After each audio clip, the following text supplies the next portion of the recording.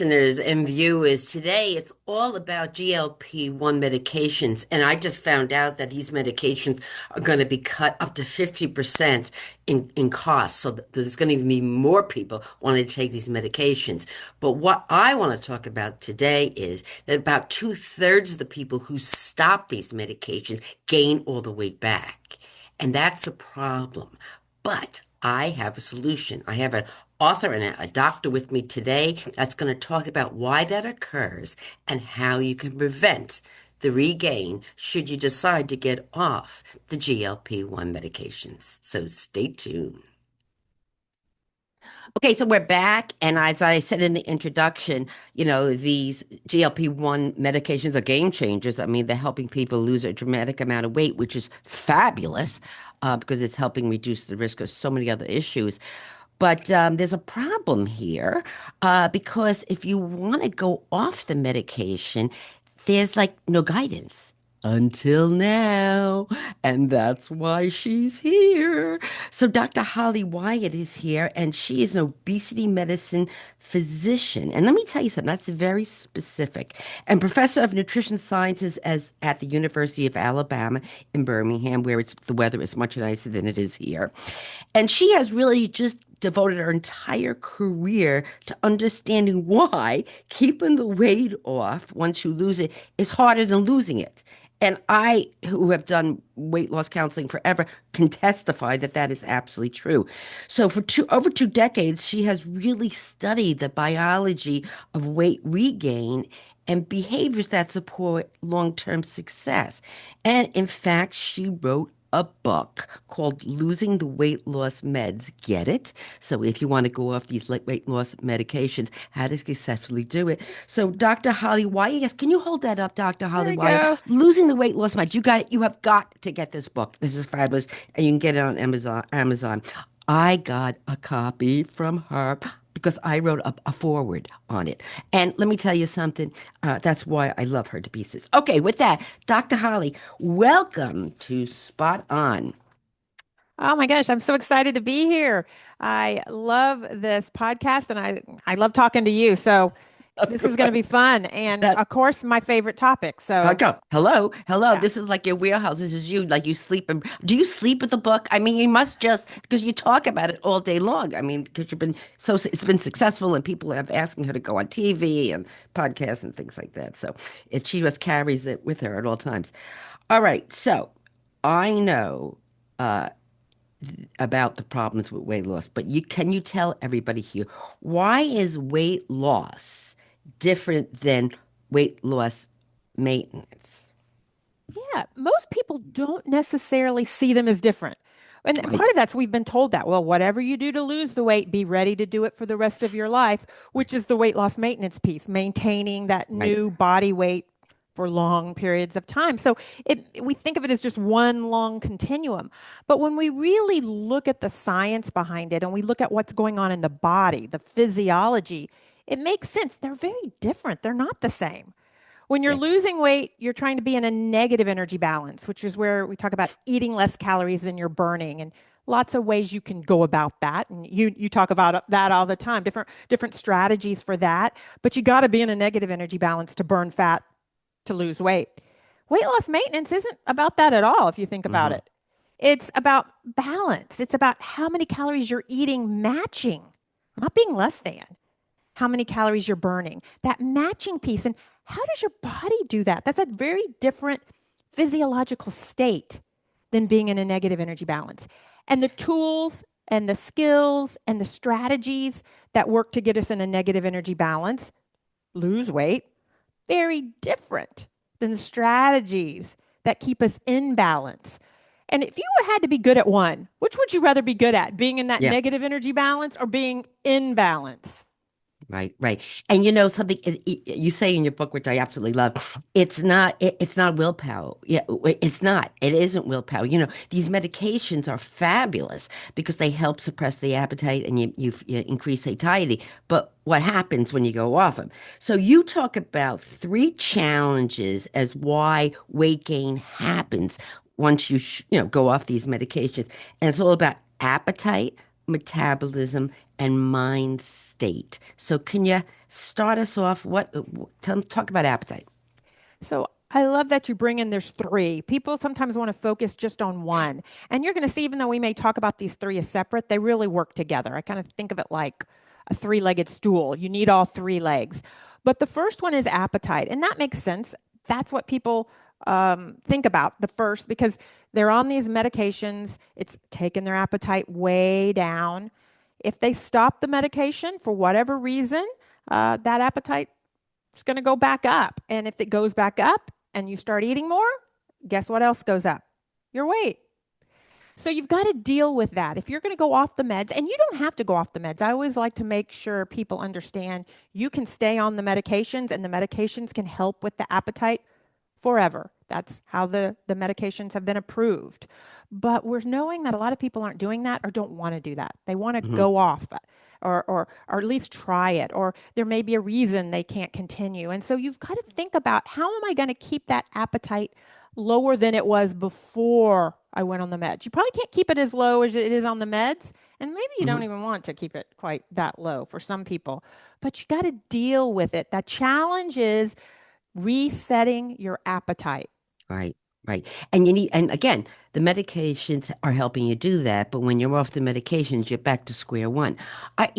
Thank you so much, Dr. Holly, for saying that you don't have to go off the medication. You can stay on the medication, and there's nothing wrong with that. Because if you have diabetes, which is what some of these medications were used for originally, you just can't, you need medication for the rest of your life. And so there's nothing wrong with that. And so there's nothing wrong with staying on these medications for weight management too. So I want to make sure that that's clear. Okay, so now what's the second one, the second challenge? So the second challenge is, well, I call it metabolism. It's about optimizing your metabolism. When you've lost weight by any mechanism, whether it's with the GLP-1 meds or some other method, your energy expenditure, your metabolism actually decreases. You lose body weight, your resting metabolic rate goes down. That's expected. That's not Mhm, abnormal. It takes less energy to move a smaller body around just doing mhm, your daily activities. So mhm. your energy expenditure goes down. You may have a little bit of what we call adaptation, meaning it goes down even a little bit more than you might think. So that's happening, and you've got to deal with that challenge because that's part of the new body state. In addition, with the GLP-1s especially, a lot of people, not everyone, are doing it and not necessarily they don't have to increase their physical activity to lose weight. Just decreasing that appetite, eating less will do it. But when we start to look at weight loss maintenance, we want that metabolism to be working the best it can be. We call that a flexible metabolism, so it can adjust, so it can do this balancing thing we talked about. If you eat a little bit more calories, you go have some birthday cake, some pizza. I mean, we're not going to not have some the foods we love. And so when that happens, your body can adjust. It can be flexible. And physical activity is what really helps with that. So the second challenge is dealing with this new metabolism with that lower body weight. You know, uh, Holly, Dr. Holly, you've been saying this forever. And I've had your colleague, Dr. Jim Hill, on this too, who raves about you, which is true. But he had always says, and you always say in this book, the the exercising to lose weight isn't really it doesn't have that much a dramatic effect. I mean, it's great, it's going to help you, but just cutting calories is going to help you to lose weight. Exercise is an extra bonus. But when it comes to weight loss management, that's where the physical activity is the key, right? Right. You usually have to do something with your food intake to be very effective with weight loss. And you Right, need to increase your physical activity to be very successful with weight loss maintenance. right, Both are important for both, but I right. think of them as shifting. One's driving the bus. Nutrition may be driving the bus in weight loss, and physical activity is driving the bus in weight loss maintenance. And if you don't have a driver, the bus isn't going very far. That's a great analogy. I absolutely love that. Okay, the last one, which a lot of people who deal with, work in this space don't really put much emphasis on, but I think this is really important. So, what's the third one? So the third one is mind state, dealing with your mind? Just like we work on our physical activity, do you deal with your mind state? And for us, we define mind state as both being your mindset, how you think about things, Hmm. the lens you perceive things, plus your actions, how you act. So it's first about awareness, how you're seeing things, and then what you do after that. So mind state's a little bit bigger than mindset, and people may be more familiar with mindset, but so critical in weight loss maintenance, and a challenge sometimes when you're going off the drugs because you haven't had to necessarily shift that while you're on the drugs. And now those drugs are gone, appetite goes back up somewhat, life hits you with curveballs. How do you see those curveballs and how do you react? Do you react by food? A lot of Hmm. people. Hmm. Emotional eating. Do Hmm. you see life curveballs as, oh, I throw my hands up, I can't stay on track now. Look at all this stuff that's happening to me. Or do you have a shift and say, you Right. know what, I am somebody who maintains my weight and handles these curveballs. I become a curveball hitter. I Right. always tell the story. I was like, one time I sat on my bed and I said, "Life, do not throw me any more curveballs. I'm okay, but not one more curveball. I can't take it." And then all of a sudden I was like, why don't I just get good at hitting these curveballs instead of asking for, life to stop sending them? Right. That's great. That can go over into many stages of your life, not just weight loss maintenance. Yeah. It's interesting because we know that these medications help reduce the cravings, and you're happy. You're happy when you're on these. So so what happens is, I often say, when it comes to eating behaviors and stress in particular, and Dr. Holly, who the heck isn't in stress in this world nowadays? Um, Don't try to get rid of the stress. no, I no, mean, you I can can't. try, How but can that's you? How you can you? can't, right? I'd have to Yeah. give up my job and do that full time. I couldn't even do it. Right. But I often said when I was counseling people to help them better manage the weight, if people ate only when they were hungry, I'd be out of business. When you're stressful, you end up calling your two best friends, and that's Ben and Jerry. And the problem with Ben and Jerry, they're great friends, and they really help eat in that specific moment. And then afterwards, I got two problems: the stressor and the pint of Ben and Jerry's I just ate. So that's so interesting. So again, another part as of this stool that you talk about, this third leg, very, very important. So here it is. I mean, we're just touching on what's in this book. You have to get this book because this book is Mhm. fabulous. And she gives all these, it's a game changer, and she uses this plays and curveballs and this whole thing. So I just love it. So anyway, she talks about changing, and you talk about food as medicine, and you talk about um, food as medicine, your mind as medicine, and then I think exercise or physical Physical activity activity. I as try medicine. not to say exercise because it's Right. I got mean, such a too. negative, All right. If I but say exercise, say, Joan, stop. It's it's physical just a activity. word, I but know. people tend to be I know. triggered. I So, Dr. Holly, know. Okay. So you gotta, to combat those three challenges, she's got these three things. So let's start with food as medicine. And there's some principles to reset your appetite. So let's remember now, you're off the meds and that your appetite is coming back. So how are you going to use food as medicine because you're not taking the medicine? And what can you do? So, Dr. Holly, help us with this. so I like to think about we can control in certain ways what we're eating. Not, I'm not going to say eat this certain food. That doesn't work. You can't do that for the rest of your life. Like, I'm not going to give you a diet, but there are certain ways we can Hmm. combine foods or certain macronutrients we can, start with things we can do it to use food as medicine to replace Hmm. some of the impact the GLP-1 was having. And I like to say reset your appetite. Not as low as probably it was on the GLP-1, but not as high as it was before, somewhere in between. And that's going to be involving, and we have, like you just said, principles and plays to tell you how to exactly do this. But for instance, it may be one of the plays we talk about is for your meals, you always want to combine a protein and a carbohydrate. Hmm. You don't want to, especially start off your day with just a big bolus of carbohydrate. Lots of data behind trying to kind of keep some of the insulin and glucose big swings, kind of trying to level them out so that your appetite is more in control. And so you can choose what foods and the portions you can eat and you feel satisfied with a little bit less throughout your day. We also talk about something, start with what we calling an appetite reset meal. People are Mm. loving this because it's one meal that you start your day out with. It's like replacing the medication, almost like a pill. Like, I'm going to Ooh, start with this meal instead of the medication, and it's going to help keep my appetite more stable throughout the day. It's not going to take it away. I don't want to, it's not magic. I don't want to, I'm not going to pretend like that, but it's more stable. It has a lot to do with fiber and how you're okay. combining it. I always say it doesn't have to be a party in your mouth meal.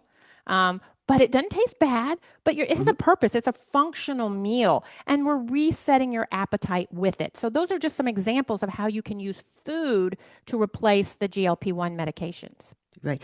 And you had talked about, I love this breakfast restart because I'm a big breakfast person and I have found by changing, more high fiber, more volume of foods, like whole fruits versus juices because I get the fiber in there and some protein, and it's the volume that I outsmart my stomach. And so in the book, what Dr. Holly gives you is ideas of exactly how much carbohydrates, high fiber carbohydrates, a how much protein you should have at that meal. But to reset your appetite, and the first meal is great, but you want this at all meals. You want to have more fiber at all meals, right? And you want some like low energy density food. So like give us an example of a low energy density food. So we have several plays, and you don't have to do them all. It's really Mm-hmm. about dialing in what works for you. And I love that you say, I can tell right now you're a volume eater. Right. And there's some people who are volume, I am too. I There's am. some Yeah. people who are volume eaters, and there's some people that's not. And that's where this book is so Mm-hmm. different than other books, is I'm not going to tell everybody that you've got to go out and do the volume trick. There's a play in there that is about volume. Um, but you get to kind of figure out what you need and put the plays in place that work for you. So you don't have to do this appetite reset meal at every meal. People wouldn't do that for the rest of their life. But they might start their day with it if they thought, oh, it helps me control the rest of the meals throughout the day. But I am a Right. big believer in getting a lot of fiber. So we Right. do want to look at that is very, I think, can help from appetite, but also help through the microbiome. There's so much I think we don't even understand yet about the power of fiber. But it's figuring out which plays work for you. There is a play that specifically talks about the most challenging meal of the day. I don't know if you've tried this, Joan. Start Yeah. with 3 cups of vegetables before you eat whatever it is you're going to eat. Okay, let me tell you about this. We did a whole podcast on this. This is the fabulous researcher Barbara Rolls, Dr. Barbara Rolls from Penn State, and that's the volume. And actually, we'll put this up on the Spot on Facebook page, a link to her podcast episode too. She's brilliant. So that's what we talk about volume eating, to have a big salad or big vegetables before a meal. Volume, they're big, okay, but they're full of fiber and water, so they basically fill you up before they fill you out. And her research has told us that if you're having a beautiful salad, 3 cups of veggies, Dr. Holly just said, even a vegetable soup before a meal can help you reduce the calories at that meal by about 10%. That's huge. So again, that's why I'm volume. Yeah, Dr. Holly, I'm from New Jersey. I do everything big.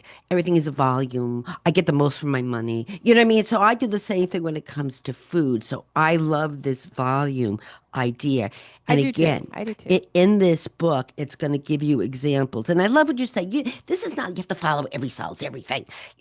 Do what works for you, but just understand the I think some biological people aren't volume science. eater. I think some people Right, are not volume eaters. right, I've met them. I don't get it because I right. am, but Mm, I have met them. I've worked with them, and it doesn't seem to have as big of an impact. So we don't spend a lot of right, time on that play. It's not an effective play for them. But I love what you said. There's science behind, there's right. principles, there's science that's been studied. We take that science and then we put what I call pie in the plate, pie in the sky to pie on the plate, which is how do I translate into something I can use? That's the key of this book. That's why I'm having you on here because this is what you study. This is all based on science principles for weight management. And there's not a lot written on this. It's all about weight loss. So that's why you're here. Okay, so the next one is physical activity as medicine because Oh, we're off the medicine now. So what is physical activity? help along the way So here. physical activity, we know, does so many things for your body. Hmm. It really is like a pill. If you could get a dose of physical activity every day, it can change so many things in your life. And yet we really struggle with doing that. But the way physical activity is helping specifically when you get off the GLP-1s, it's creating that metabolic flexibility. We know that there tends to be a volume, I like to think about a volume of movement, of Mm. physical activity that we need in our body, right? I think about it as fluxing through our body, energy through our body that tends to help our metabolism work better, to do this matching, to not be sluggish, to be able to Hmm. adapt. Oh, Joan's going after the Ben and Jerry's tonight. She hasn't had it in a while, but tonight she's going to eat some of it. Okay, let me adjust. Let me burn it. Let me not store it. She has a little bolus of fat or a bolus of carbs because we're going to have that. We Hmm. want our body to work with us, Hmm. not to have to fight that from happening because that's part of life. You're going to want to have some Ben and Jerry's, just not every night. And so you want your physiology to work with you to become flexible. That's what you want. And to do that, you need a certain amount of physical activity or movement to get through this, make your energy flux high enough that your body can adjust. And so we're using movement, physical activity as medicine to help your body adjust. And so you don't have to do it as much with your head, your cognitive. Let me add up at how much have I moved and how much have I eaten and Hmm. do all that, which we sometimes do. Your body can naturally do it. And there's people who do it without physical activity, but most of us need some specific planned physical activity to get us up to that point. Right. If you want, in other words, Dr. Holly, if you want the Ben and Jerry's, why don't you walk to go get it? And help you to burn some exercise. But that's important, and it's important for many reasons. Ironically, we are releasing an episode by an author that wrote the book Walk. And the whole science about walking and steps and why you need to do it. And it's a great, you need to move. And then, Dr. Holly, in this day and age of, home offices, this is not movement. I'll tell you a funny story. I can't believe this, but I wrote a couple textbooks, and writing a textbook, as you well know, is daunting. Okay, and so basically, you're home. I'm in my home office, for months on end, sitting writing a textbook. And so after about a couple of months, you know, I put on a pair of pants and they're a little tight. And so the first thing, of course, Dr. Holly, I said, those darn dry cleaners, they have shrunk my pants. I am taking them back, and that's it. And then I realized, well, it wasn't just the dry cleaning pants, it was the other pants. And then I'm like, duh, you've been sitting here for like months on end not moving, where if you would have gone to the office and saw patients and whatever, or taught at the university, you'd be moving. And so that's when it's like, oh my goodness, I got to up my exercise. Or not, I didn't mean to say exercise, physical activity to offset the fact that I'm so sedentary. And I think that's important too for people to understand that the work environment is working against you when it comes to physical activity. It is. And what I want people to realize, people get confused on this. It's not just about the calories you burn because people are Mhm. like, well, if I go for a 3 mile walk, I burn 300 calories. I can eat 300 Right, calories in 3 minutes. And so, and that's all true. It's more than that. It is changing your metabolism. And when you're coming off the GLP-1 meds, or even if you're not coming off the meds, if you want your metabolism to work for you, that physical activity is key. right, right. And that's important. And you don't have to do it like 60 minutes all at once, right? No, no. No, see, that's Good key. data to say you can break it up. Hmm. And people say 60 minutes, I don't have time for that. 60 minutes a day is 4% of your day. Right, right, right. And it And does you, so many things. It's like right. I'm just talking about one thing, but we know it helps with stress and we know it makes your body work better on so many different levels. 4% of your day. We need Right. to figure that out. Right. I also want to tell you that Dr. Holly has with Dr. Jim Hill a podcast, and not the, to promote podcasts, but what the heck I can. Um, why don't you walk and listen? I mean, I do that Ooh. all the time. I do audiobooks. I don't read. And use this and move and get out, and you just could walk forever. I mean, an hour is nothing. Half an hour, 30, nothing. If you're listening to something where it's really intriguing, and I also think, Dr. Holly, it's something about being outside. Don't you think Yeah. with physical activity? I do. I think it's grounding. I think it helps with the mind state, which we haven't even talked about. So here Right, I love where you're being smarter. Can we combine things right. into one and be smarter and more efficient, do things we love? It sounds like you like to listen to books and to Hmm. podcasts, so it's bringing joy into Right, movement. right. Maybe you don't love movement, but you love listening to podcasts. Can we combine those two together? Right, right, and do that and get movement in a joyful way. All right, so the last one is the mind as medicine. So explain this. So, this is, I think, the most important piece. And we've studied this over the years about this identity shift.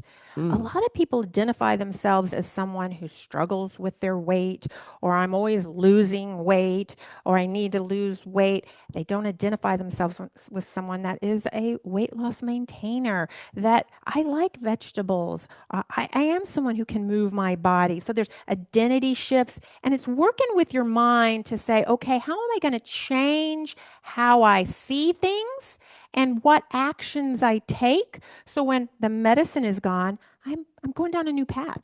right, Supporting this new body state with a new mind state.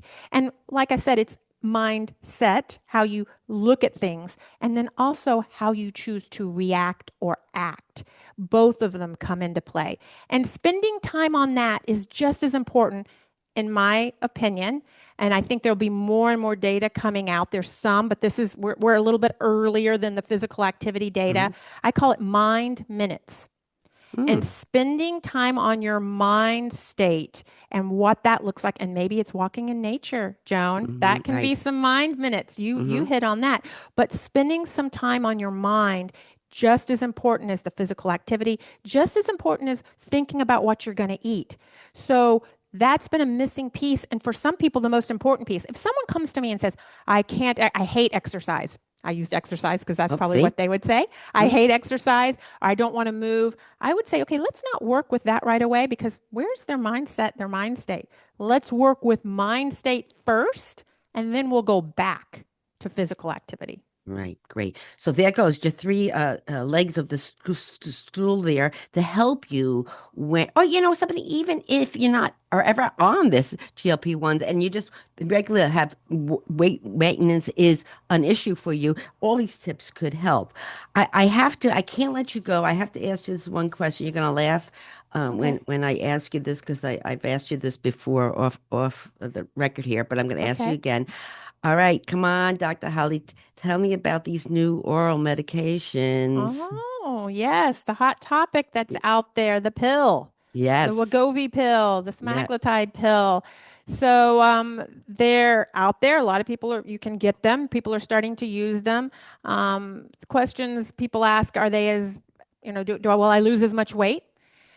The clinical trials show that they are equal to the shot, Wow. about 16% on average, when you do that in a clinical trial. And that to me Mm, is the key. When we study it in a very controlled clinical trial, the efficacy, meaning the weight loss, looks the same. Approximately. Not a head to head, so we can't say that for sure, but the data is looking approximately the same. But what I wonder, and I think we'll have more data as more and more people try these, is in the real world, what do we get? And mm. let me tell you why. Because what people don't realize is you've got to be very specific about how you take this pill. You can't just take it and then eat breakfast, or you can't just take this pill and have a cup of coffee. You, Oh, yeah, you get up in the morning, you take the pill with 4 ounces of water. Very important. They figured out a way to get the medication in your stomach and get it absorbed without it being broken down. It used to be we couldn't do this. So they've come up with a way they put a covering over the medication that allows it to be absorbed, but it's very specific. If you screw it up, it doesn't work. So you got to get up, 4 ounces of water, take the pill, and eat nothing, drink nothing else for at least 30 minutes. So Joan, if Let you're me a tell you, coffee that would person, be hard for me because I basically, if I could put an IV of coffee in for my body, I would do it in the morning. So I couldn't wait. I couldn't wait 10 minutes. I just brushed my teeth and that coffee's brewing. So yeah. but that I find that really challenging. And so if you even have black coffee, Oh, you're going to say this is going to interfere with the efficacy of the drug? right. So in the clinical trials, very specific about how they took this. And we Mm-hmm. had RDs helping people and Mm-hmm. making accountability and very clear instructions. So what I wonder is in the real world, when people have this, will they follow that? And if they don't, it probably will not be absorbed. Or let's say some days they do it and some days they don't, then you're going to have the level of the drug going up and down. And the efficacy or weight loss will probably not be as good. We'll see. This is, Yeah. I don't know, but that would be what I would Yeah, suspect. stay tuned. I mean that I purposely asked you that question because I think when not only the this medication is very popular, I think what's preventing some people is they don't want to do the injection, but now that's oral, it's like woohoo, but they don't realize that. So we're gonna stay tuned. Probably what's gonna happen. I'll probably end up having you come back and we can talk more about that once we get more data on that. But Dr. Holly, thank you. First of all, thank you for co-writing this book Oh, because there's not enough about weight maintenance, and that's a problem. That's why people yo-yo diet and get discouraged. So now you have the tools and the science behind weight maintenance, and I encourage you. Can we just hold up that book one more time? I encourage you to go out and get this book. It is on Amazon. It's everywhere. Losing the weight loss meds, and it is a game changer. So, Dr. Holly, thank you so much for being on Spot On. oh, thank you. This was fun. Like I said, talking about my favorite topic with my one of my favorite people. So it doesn't get Woohoo! much better than that.